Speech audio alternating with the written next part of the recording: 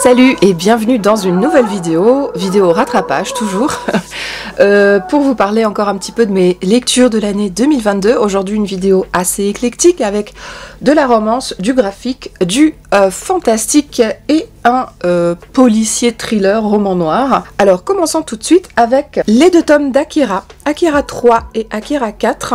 Il me reste plus que les tomes 5 et 6 à lire, je les lis dans ces très jolies éditions en noir et blanc. Akira, c'est une découverte pour moi, j'ai jamais vu le film, c'est quelque chose qui est vraiment complètement nouveau pour moi, bien que la bande dessinée date des années 80 en fait. C'est un monument de la littérature japonaise, dans les œuvres graphiques en tout cas, et il me tardait de découvrir un petit peu Akira. Alors si les tomes 1 et 2 m'ont vraiment embarqué dans l'histoire, y compris aussi ce tome 3 qui est un petit peu plus court que les autres et dans lequel il y a énormément d'action et on a envie d'en savoir plus, le tome 4 m'a un petit peu perdu, je vous avoue. On est dans un Tokyo dévasté par un phénomène, on sait pas trop ce qui s'est passé, on est dans le futur, on est en 2022 en fait. Il y a des gamins qui font de la moto sur un tronçon d'autoroute qui est interdit aux usagers et ils vont tomber sur un gamin qui a un numéro tatoué en fait dans la paume de sa main et qui apparaît tout d'un coup devant eux, et la particularité de ce gamin c'est qu'il ressemble à un vieillard et littéralement il disparaît devant eux, donc ça cause un accident. L'un des garçons de la bande va être embarqué par des militaires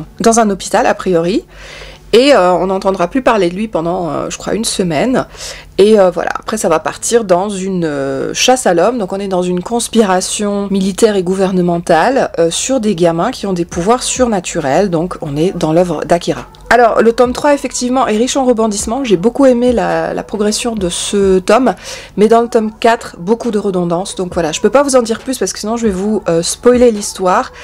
Mais je suis un petit peu moins au taquet sur les tomes 5 et 6, je pense que je vais visualiser le film d'abord, avant de terminer cette saga en version papier. Donc pour le moment, je mets un petit peu Akira en stand-by, en tout cas je voulais quand même vous en parler, vous dire que je suis toujours dans la lecture de cette saga. Ensuite, je voulais vous parler un petit peu de mes lectures audio de Harry Potter. Le tome 3, Le prisonnier d'Azkaban, n'a pas été forcément la meilleure de mes lectures, alors que pourtant c'est mon film préféré, donc allez savoir pourquoi. J'ai pas non plus réussi à rentrer dedans, malgré la très belle qualité d'écoute que vous pouvez trouver sur YouTube des Harry Potter. Donc là, sachez-le aussi, c'est un classique que je découvre en version écrite. Et écoutez, là je viens de commencer le tome 4, donc je vais vous en parler assez rapidement. Mais pour le moment, mon vrai coup de cœur, c'est le tome 2 d'Harry Potter. Pour la lecture suivante, on va parler romance, puisque j'ai lu le tome 2 de Clara Lecor avec Succube. Ce tome 2 s'appelle L'étreinte de la démone, et c'est une duologie. Alors dans Succube, on est avec la jeune et très attirante Eden, qui devient en fait une démone par un concours de circonstances. Elle va se découvrir donc de nouveaux pouvoirs et de nouveaux complices, ou rivales en tout cas. Et j'ai beaucoup aimé ce tome 2 parce que la romance y est davantage développée que dans le premier tome de cette duologie. Et j'ai aussi beaucoup aimé la manière dont Clara Lecor écrit, tout simplement. Elle a une écriture très plaisante, très simple.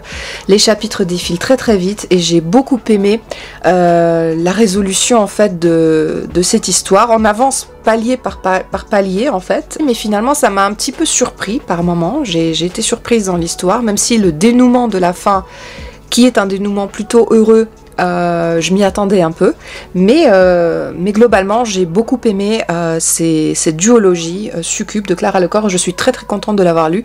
Je lis très rarement de la romance et celle-ci est absolument pas nunuche et je vous la conseille énormément. La dernière œuvre dont je voulais vous parler dans cette vidéo, eh bien c'est Craig Freeman de George Chesbrough, qui est, comme vous le savez, un de mes auteurs favoris, un auteur de policiers et de romans d'aventure. D'ailleurs je me suis pris une énorme claque avec un de ses livres et je vous en parlerai très très bientôt en vidéo. Donc Craig Freeman, c'est la reprise d'un manga à l'origine et puis d'un film que George Chesbrough a repris avec sa très belle plume, et il m'a vraiment embarqué dans l'histoire, moi qui connaissais absolument pas cette œuvre, ni l'œuvre d'origine ni le film. Là j'ai beaucoup apprécié, il y a des chapitres alternés et puis la plume de George Chesbrough, elle est juste incroyable, elle est drôle, elle est élaborée finalement, et puis mais ça se lit quand même très très bien. On est avec un céramiste qui est en passe de devenir un grand artiste et qui va donner une exposition, un vernissage en fait de ses œuvres. Et pendant ce vernissage, il y a un homme qui arrive qui essaie de commettre un meurtre. Pendant qu'il essaie de commettre ce meurtre, il va, je crois, passer devant notre ami céramiste qui s'appelle Yo, et il va déposer en fait un film dans une des céramiques. Il y a aussi la visite d'une jeune femme très énigmatique, une japonaise qui sera présente et qui va tomber aussi amoureuse de Yo pendant cette exposition. Elle va dévoiler à Yo qu'elle a vu pendant une nuit qu'ils vont passer ensemble à discuter, etc., à se découvrir.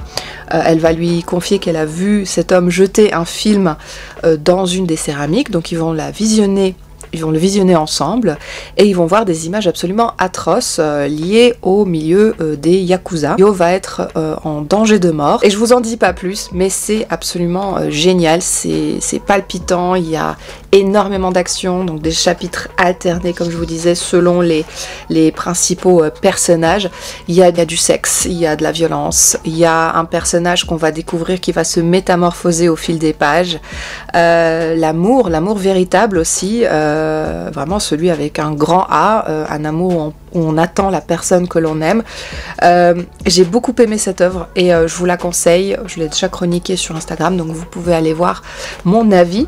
Et puis bah écoutez, c'en est tout de cette vidéo. D'ailleurs je vais vous parler très prochainement d'une œuvre de Georges Chesbrough aussi qui m'a énormément surprise et qui m'a énormément plu, donc j'ai hâte de vous en parler. Pour ma part, c'en est tout pour cette petite vidéo rattrapage pour aujourd'hui et je vais vous retrouver pour la suite des aventures dans une prochaine vidéo. Je vous embrasse très fort et je vous dis à une prochaine. Ciao!